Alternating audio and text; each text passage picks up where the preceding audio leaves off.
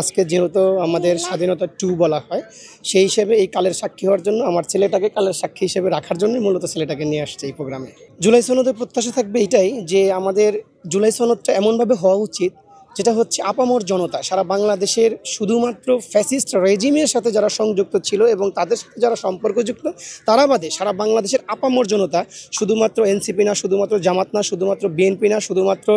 একটা নির্দিষ্ট গোষ্ঠীর জন্য না, অপরিষ্কার জায়গা থেকে যারা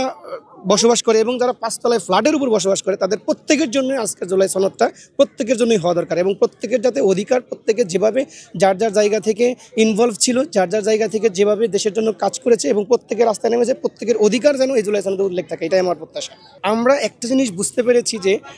এই ফ্যাসিস্টটা শুধুমাত্র শেখ হাসিনার নিজের বুদ্ধিতে ফ্যাসিস্ট হয় না, তাকে আমরা ফ্যাসিস্ট বানিয়েছি।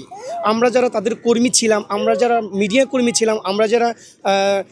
যে স্তরে ছিল, শেখ হাসিনার চেয়ে বড় শক্তিশালী স্বৈরশাসক বাংলাদেশের দ্বিতীয় এর আগেও জন্ম নেয় নাই, পরেও জন্ম নেয়। কারণ পিয়ন থেকে শুরু করে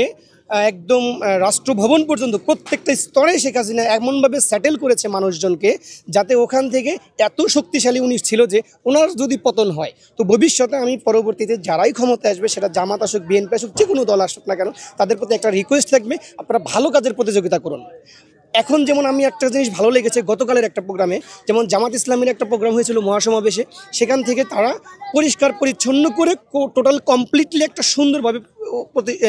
অনুষ্ঠানটা কমপ্লিট করেছে। গতকাল ছাত্রদলের একটা প্রোগ্রাম হলো, সেখানেও দেখলাম তারা পরিষ্কার পরিচ্ছন্ন করেছে। আমি আমার বাংলাদেশের একজন নাগরিক হিসাবে প্রত্যেকটা দলের প্রতি আমার একটা রিকোয়েস্ট থাকবে, প্রত্যেকটা দল এরকম ভালো কাজের প্রতিযোগিতা করেন, খারাপ কাজের না।